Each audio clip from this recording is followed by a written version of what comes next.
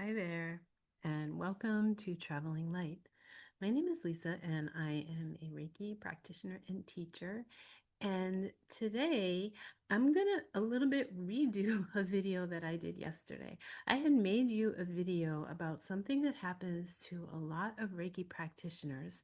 When sometimes you want to do your practice, but it's hard to get quiet and just settle in. You're feeling restless or your mind is racing. I think maybe you know that feeling.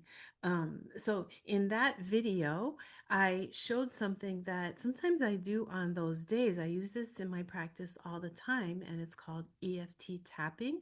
I think maybe some of you have heard of it.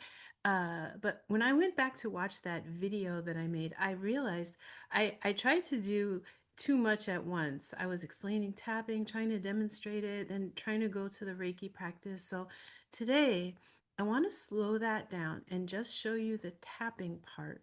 And assuming you've never done EFT tapping before, then I will link that original video in the description so you can see how I use it when I do this right before I start my Reiki practice. Okay, first we'll just go through the idea of tapping and how to do it so you can understand how it works.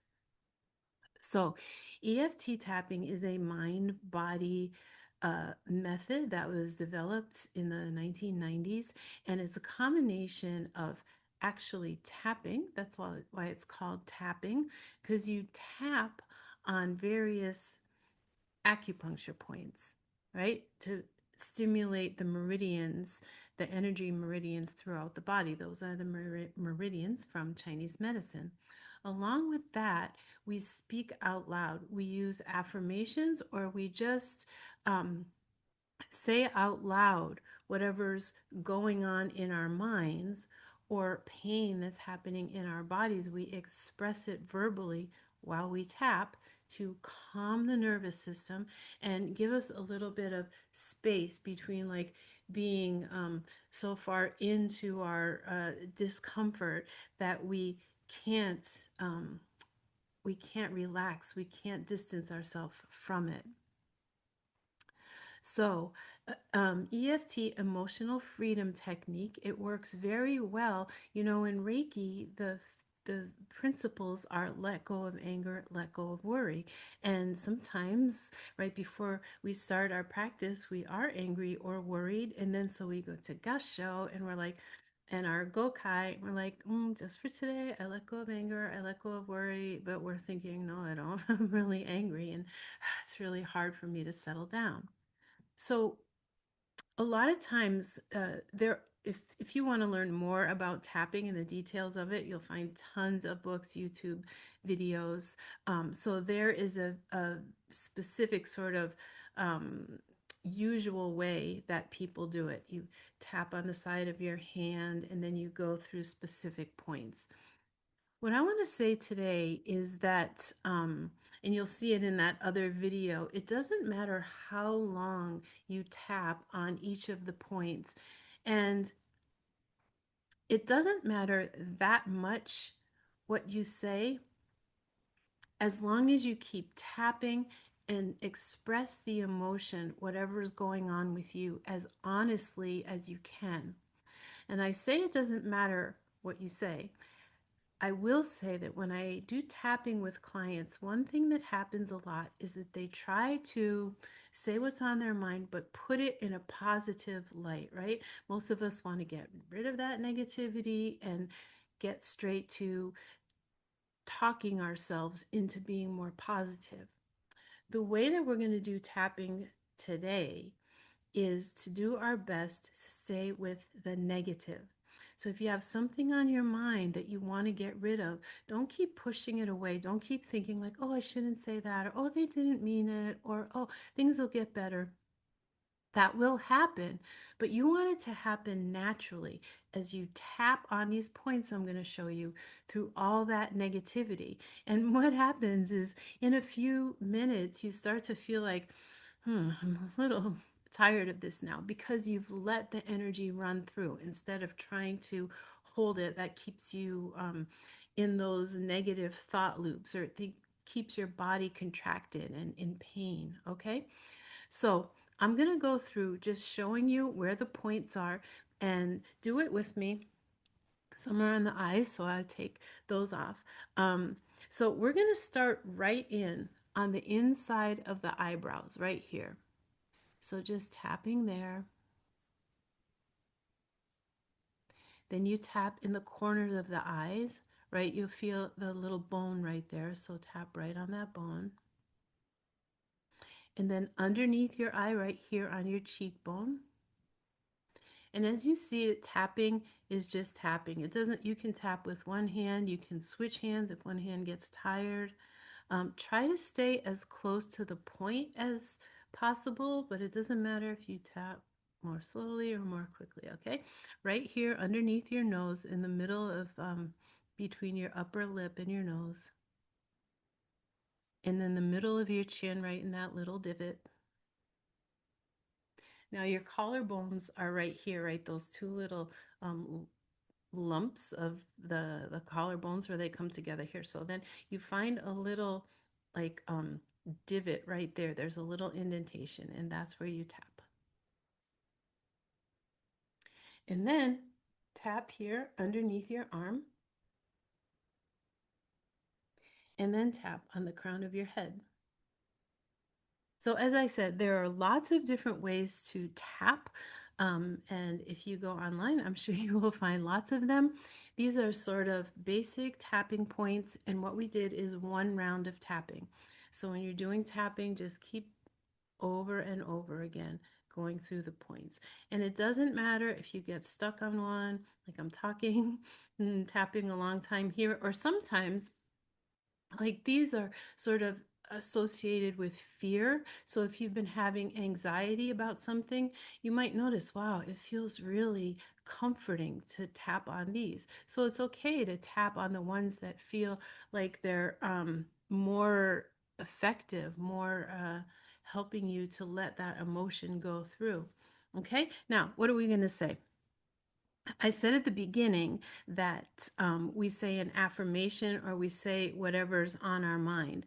Now, in that video that I linked, one point I was trying to get across was that when I tap with clients, I usually start out by saying the words because sometimes they don't quite know what to say. And so I was trying to say that I'm going to tap what and talk about what I would say. But if during the video you, or just in general, when you tap, you talk about exactly what's on your mind.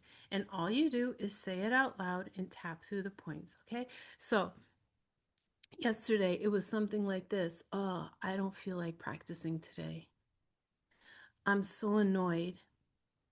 That thing that happened yesterday, that person really annoyed me. And I know I should forgive them, but they really hurt me. And I don't really feel like forgiving them. I feel the anger in my chest. My stomach is bothering me.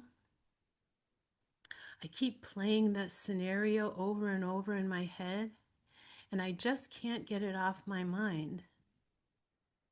And I don't think I feel like trying.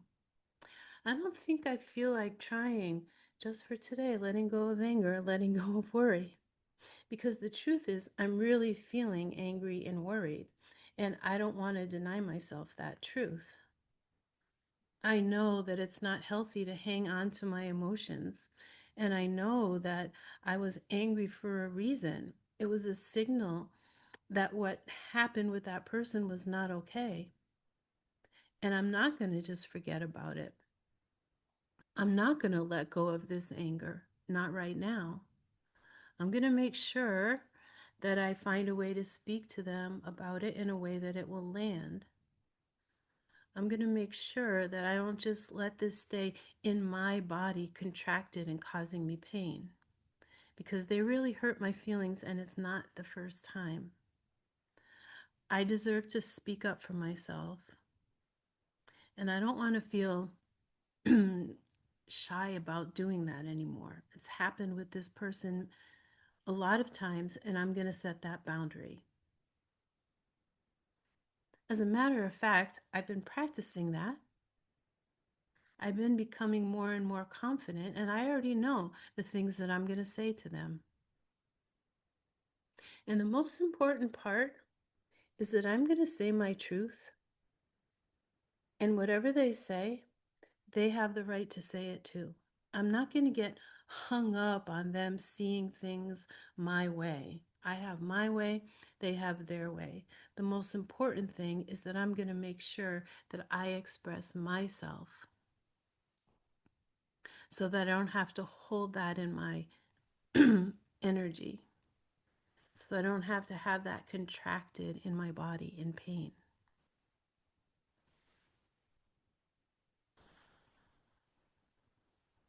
When the words stop flowing, you can just keep tapping. And just notice maybe something else will come up. That's right. I forgot about that other time too when they did the same thing, whatever it is. Or it might remind you of something else. You know, the last time I sat down to do Reiki, I noticed that I was thinking about a different person that did that same kind of behavior that I really didn't like. As a matter of fact, I noticed this might be sort of a theme in my relationships. And I think one other thing I can do is maybe do some journaling about it, because I want to see what I'm doing that makes me not confident enough to say my opinion and to feel like other people are taking advantage of me. I feel like I have a plan. Take a few breaths. What I want to do now is make sure I do that journaling. Make sure I vow to myself to talk to those people and make sure that my point of view is known, regardless of their response. I'm going to take responsibility for my response, for expressing my opinions. And then maybe I can let go of the rest. But right now, I want to do my Reiki practice because that's what keeps building my energy.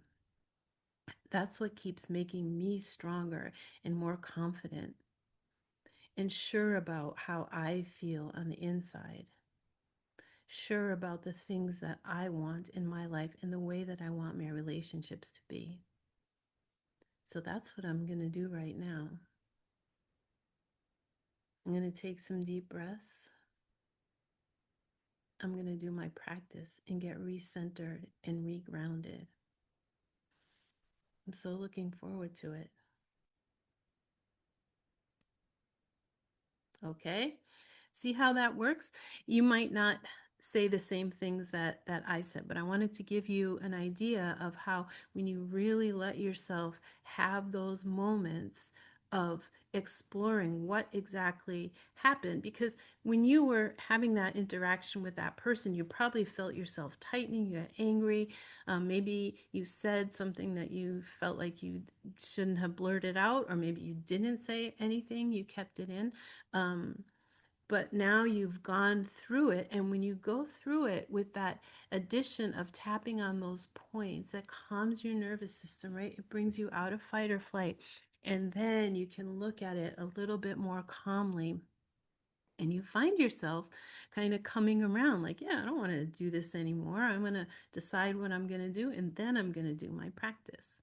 Okay, so again, I put that other video in the comments and sorry, in the description. So take a look at that. It's a little bit what I did today, except that then it goes into Reiki practice. And maybe I'll make a third video that does it all a little bit more congruently.